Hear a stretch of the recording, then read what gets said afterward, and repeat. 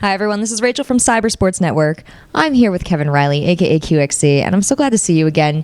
You've moved into the CompLexity house in Texas, and it's been insane. Everything I've heard from everyone has said that it's a really cool place. So what were your experiences moving in at first? I got into the house maybe a month or two ago, and pretty much I dropped off all my stuff in my room, and I picked the room that didn't have someone snoring in it, and set up my computer. I don't know. I moved, went there, unpacked my computer, and started playing games like that.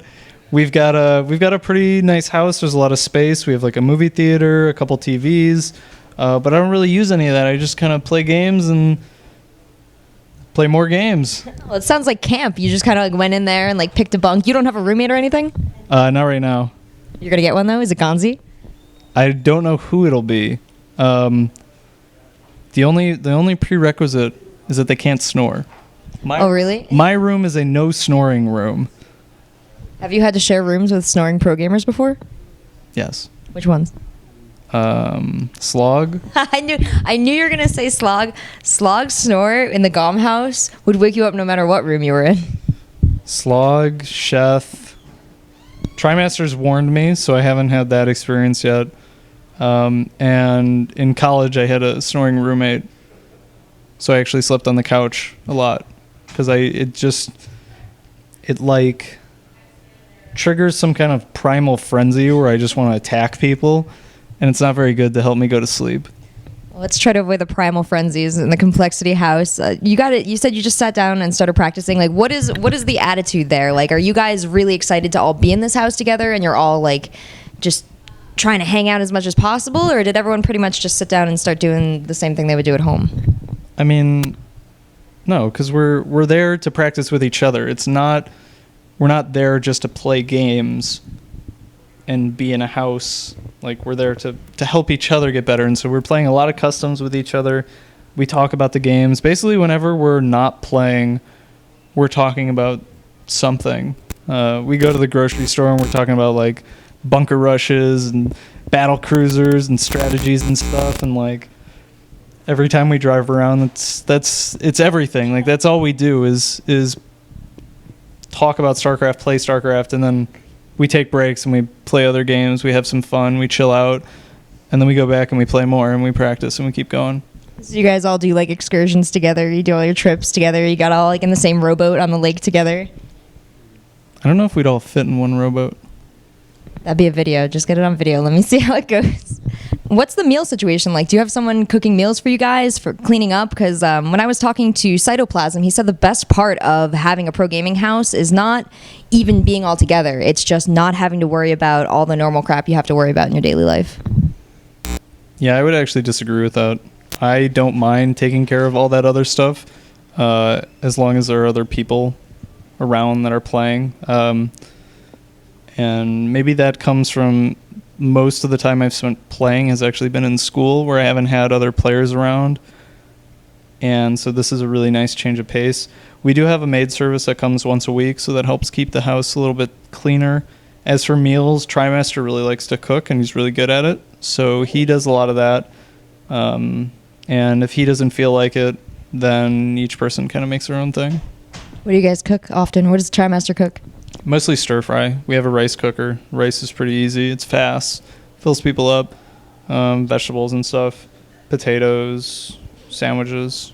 Well, I remember when you were on FXO, you were one of the instrumental people in getting the whole team to be really active together. So you guys would go on group runs and you guys would go to the gym together. I think you like rollerbladed up to us in the middle of the night one time because you got lost in Seoul. But you're really active. So are you like making the team be active? Do you guys all like work out together, or is that kind of taking a back seat? Since it's only been a little bit since our last member moved in, we haven't done as much exercising together. I go running twice a day. But just because of the weather in Texas, it's actually horrible. Like during the day, I can't run for more. I can't really be outside exercising for more than like 25 minutes before I start getting a headache and getting really dehydrated. At night we kind of go out, but it's hard to get people to exercise that don't want to exercise. In FXO, I think almost everybody was asking to go to the gym. They wanted to go, and so it made it really easy. And I haven't seen that same kind of request so far. I mean, and the other thing is the gym in Korea was within walking distance. Everything we go to, we have to drive. So that makes it a little more challenging. Well, do you think, have you had any improvements yet in your short time there, or is it just something that you're kind of waiting on still? You really want to go back there and settle in and work a little harder? Yeah, I mean, I feel like I've improved a lot in my overall skill. I'm still having a lot of trouble playing well at local events or live events. And that's mostly what I attribute this last weekend to. I didn't perform very well at all in any of my games. And I think I can play a lot better than the games that I showed. But the reality is, and this weekend finally made me come to grips with it, is that I never, ever knew how to consistently perform. It was never a thing for me. That's the reason that I wasn't good until I was 21. I've been playing video games my whole life, trying to do this kind of thing. With Counter-Strike, I always hit the same kind of wall, and I didn't figure out how to get past it. And what I realized, pretty much what happened was, because I was so persistent, good things happened. But in any given instance, I didn't know how to make those good things happen. Like, maybe every time I played, there was a 5% chance that I was actually having good practice. But if you play 400 games a month, you still get a decent amount of good practice in. And so just through that, I was able to improve my skill a lot when I first started playing Brood War and first got into StarCraft 2. And the conditions that I lived in at college at times were horrible for playing, but at times actually were exactly what I needed.